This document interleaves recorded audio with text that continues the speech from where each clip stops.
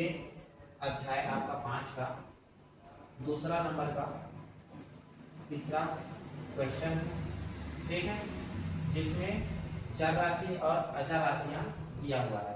ठीक है, तो चर राशि कौन है और अचर राशि कौन है उसको पहले हमें समझना है, और चर वाला को चर वाला के साथ भी जोड़ना है और अचर वाला को अचर वाले के साथ। तो यहाँ पर 4x और 8x जो दिया हुआ है, ठीक है, दोनों को जो हमें क्या कर देना है, दोनों चर राशियों को जोड़ देना है। 4x और 8x आपस में जब जुड़ जाएगा तो कितना हो जाएगा, 12x हो जाएगा। साथ में यहाँ पर 17x भी दिया हुआ है, इसको लिख लेंगे 17x। यहाँ पर -9 और -1 क्या है, अचर है, ठीक है, अचर। तो -9 और -1 को जब दोनों को जोड़ देंगे तो माइनस और माइनस क्या होता है, जुड़ता है, माइनस नहीं आता है और -10 हो जाएगा। अब यहाँ पर देखिएगा, आपको एक चीज ध्यान देना है कि दोनों चर राशियों में 17x और 12x जो दिया हुआ है, दोनों में से कौन बड़ा है, तो दोनों में से जो है 17 बड़ा है। तो 17 बड़ा है ना, तो उसको वहीं पर ही रखना है।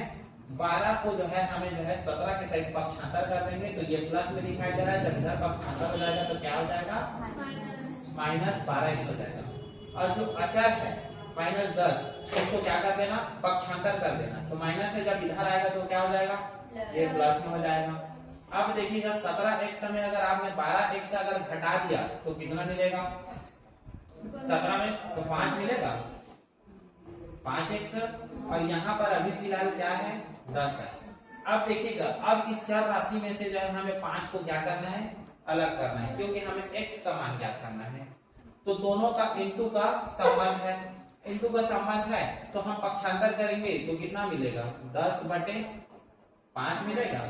और यहाँ पर इस प्रकार से लिख देंगे, 5 एकम 5 दूनी, तो x की वैल्यू कितना मिल जाएगा, 2 मिल जाएगा, और यही इसका क्या हो जाएगा, आंसर हो जाएगा। इस प्रकार से आप इसको बना सकते हो। ठीक, और बताओ कौन सा वाला बताऊं।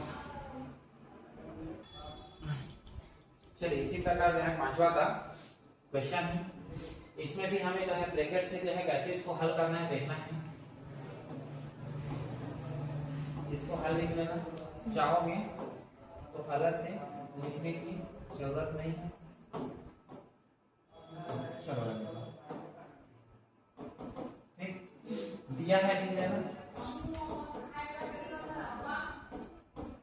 क्या दिया हुआ है कि 3z -2 ब्रैकेट क्लोज कर देना प्लस 5z इक्वल 2 डाल देना। अब यहाँ पर सबसे पहले जो है हम लोग जो है ब्रैकेट को ओपन करेंगे, और ब्रैकेट के सामने में जो भी है उसको अंदर गुणा किया जाता है। 3 को फिर z के साथ गुणा कर दूंगा तो हो जाएगा 3z। 3 को जो है हम 2 के साथ गुणा कर देंगे तो 3 दूनी कितना हो जाएगा, 6, प्लस यहाँ पर जो 5z है उसको लिख लेंगे। अब यहाँ पर देखिएगा, चर को एक साथ, अचर को एक साथ करेंगे, तो ये देखो, ये अचर है जिसको उधर पक्षांतर कर देंगे। यहाँ पर हमें 3z दिखाई दे रहा है और प्लस 5z दिखाई दे रहा है। 2 -6 है, उसको उधर पक्षांतर कर देंगे तो क्या हो जाएगा, प्लस होगा। 3z में अगर 5z जोड़ देंगे तो कितना हो जाएगा, 8z होगा ना, और 2 में से 6 को जोड़ देंगे तो कितना हो जाएगा, 8 हो जाएगा। अब यहाँ पर ये दोनों का इनटू का संबंध है, जब इसको मैं पक्षांतर कर दूंगा तो क्या होगा, 8/8 हो जाएगा, और दोनों आपस में क्या हो जाएगा, कट जाएगा। उनकी वैल्यू कितना मिल जाएगा, फिर z = 1, क्योंकि 8 एकम 8 हो गया, और यही इसका फिर क्या हो जाएगा, आंसर हो जाएगा। बहुत आसान होता है ये सब समीकरणों को हल करना, ठीक है।